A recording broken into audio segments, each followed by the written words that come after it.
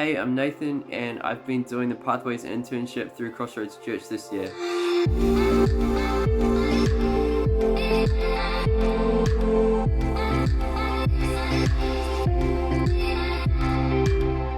It was awesome when I first expressed interest in doing this internship. The church leaders came to me and they said, what do you want to be involved in? What experience do you want out of this year? And so I got to think about it and I said, I really want to get more involved in speaking at church because I've really enjoyed being given a topic just to like pull apart and unpack and just spend time with and see what kind of comes up, what God kind of brings out of it, and learning to share from that constructively. And I also said I wanted to be part of pastoral care, just because I felt like I had a heart to get alongside people and encourage people with, what they're going through, where they're at, and just learning to be more helpful in those kind of spaces. So they actually said to me, they're like, oh, we're actually thinking of putting together this like mentoring for our church. Like, would you be keen to be involved in kind of getting that going? And I was like, yeah, well, of course, like that sounds awesome. And so my biggest project so far this year has been working with our discipleship pastor Isaac. It's been so cool working together. Like we got on the same page pretty quickly about what we thought was most helpful for our church community, and we've been kind of developing and writing and rewriting this whole framework, which we actually launched to our church last month, and it got such a great reception. There was a real enthusiasm to engage with mentoring.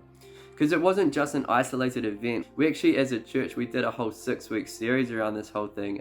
We called it Kaiarahi, this series. It's like, the te reo word it can mean so many things. It can mean mentor, it can mean counselor, it can mean guide, leader. It's just like, it was perfect because we kind of saw how mentoring can look really different from one person to another, and we kind of wanted to embrace that, what that looked like as far as people within our church being able to walk together and ultimately guiding each other to be more like Jesus. I actually got to speak at one of these weeks too. It was really cool. I got to speak about the relationship between Jesus and Peter, and how Peter becomes kind of like this picture of how you can grow like through a lot of things in your faith. You can learn a lot of things, but you at the same time you can have so much more to learn in other ways. And we kind of see this picture of Jesus kind of celebrating the milestones that Peter makes along the way, but also taking every opportunity to teach him more as they go as well. Have you guys ever been like climbing something like a mountain or something real high with like beautiful views? You get to like a certain point and you look out and it's beautiful. You see this view, you're like, wow, this is awesome. And you stop and you get real cold because you just stopped, and maybe you don't realize that that view's beautiful, but that's not the whole view. There's like more steps here, and there's like some more beautiful stuff to see. And I think that's kind of the picture. We like to stop, and I think there's a time to rest, right? Yeah, there's like God created rest. God calls us to follow his example of rest. There are times to rest, for sure. But that's not the end. There's more to see, there's more to know, there's more to correct. There's more completeness that he's working out in us as he leads us further, as he takes us deeper, as he shows us more. Jesus didn't want to leave Peter where he was. He wanted to take him further. Speaking has been, obviously kind of scary, but also really cool. And the coolest thing I think about it has just been like the sense that you just bring as much as you're able to bring, and getting that sense that God really like takes it and uses it. And like it's just been cool talking to people in the church and some of the stuff that's come out of it for them, and just being like, oh man, that's like not me, that's just like something beyond me that's kind of working with this stuff and using it in helpful ways for people. So yeah, that's been one of the coolest things. I've been also trying to weave in other things that we've been learning throughout this year. So like painting out the context of the verses that I'm talking on, or kind of looking at the themes or the things that are emphasized as far as what the verses are actually getting at. Man, John is talking a lot here about confidence, right? He says, so that you may know you have eternal life. That we have this confidence in approaching God. If you think about who God is, how holy and perfect and divine God is, it's kind of nuts to think about us as humans, knowing the way we are. It's nuts to think about us approaching God confidently. Yet, John here is writing about a situation where we can know that God hears us, and we can even know that we have what we're asking. It's kind of nuts. And prayer is nuts, and I want you guys to kind of catch this tonight. So John here, he's talking about, his whole letter is a letter of assurance. He's writing to, he says to believers, so it's not addressed to like one particular group of people, one particular church. The understanding is that this letter was passed around from church to church in Ephesus, where people were trying to understand like what is this faith that they're holding in? How do they hold it amongst all these other ideas and teachings that are flying around at the moment? And John writes about this assurance that they can have in approaching God. If we ask according to his will, he hears us. And if he hears us, we know we have what we've asked for.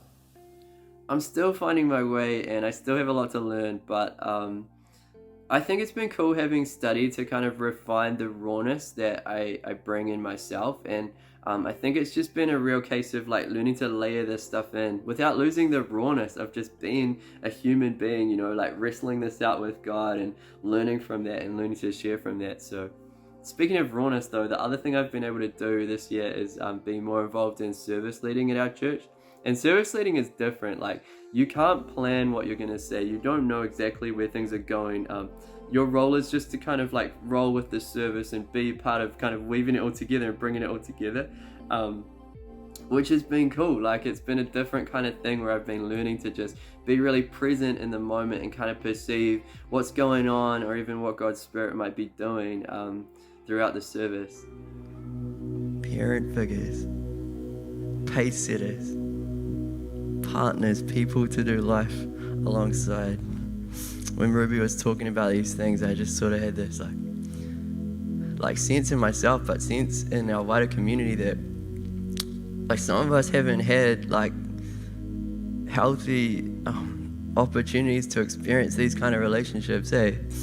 And then there's people here that's the kind of thing that you can be for someone else.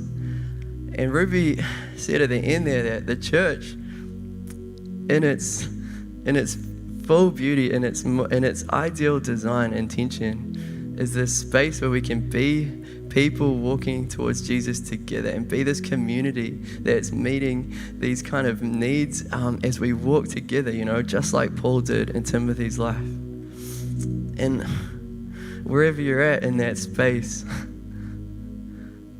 be strong. Be steadfast.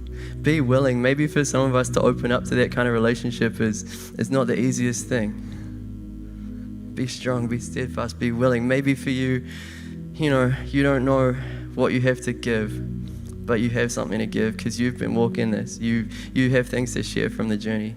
Be strong, be steadfast, be willing to be the church. Let's be the church that can meet these needs that are going on as we walk towards Jesus, the one who really, really speaks of fulfilling all of the things that we need, that we desire. Let's be part of what he's doing as we do that together in community. Let's pray, eh?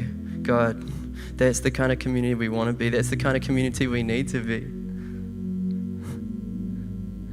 Yeah, God, some of us are still looking to experience some of the things that we're talking about.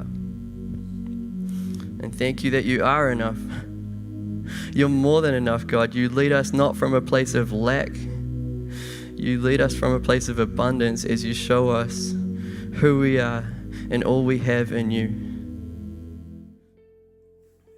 I've definitely grown from having all these kinds of experiences, and I've also felt like a little bit of imposter syndrome, you know, like sometimes I can't believe that like someone's given me a microphone and I'm like standing in front of a bunch of people and able to share and talk. And yeah, I feel like I don't know. I have no idea, you know. The more I learn, the less I know. So it's been just like I've seen that there's value in the humility that brings, and that's something really like God really like works with too. And I think that humility has helped me to just learn how to listen to other people and just take time to hear different perspectives and, you know, look for God amongst it all has been like a big encouragement that's come out of this year. Because I'm always someone who's been like really tossed around by people's opinions. My mentor helped me see that I'm a people pleaser. She's helped me see so many things that I've not seen in myself so far. Mentoring has been so valuable, and has also been a really helpful space, like a safe space to kind of share and talk and like pray through things, as well as just process all the things, you know, all the things that are challenging me, all the things that are changing and shifting as I go. And I would perceive God doing really helpful stuff amongst this year. Like, I am keen to find a way to like work really positively with people in like the rainbow community especially, and that's a space, right, where there's like so many perspectives and so many different views for sure. And I think what I'm learning this year, God's like using to form me into someone who can more confidently be in that kind of space and not be afraid to engage with it, but can just better embrace people in it, wherever their opinions are at. And it makes me excited, helping me kind of step by step being someone who can navigate those kind of spaces well. That's how it's going. We're only halfway there, so let's see what happens. Stay tuned.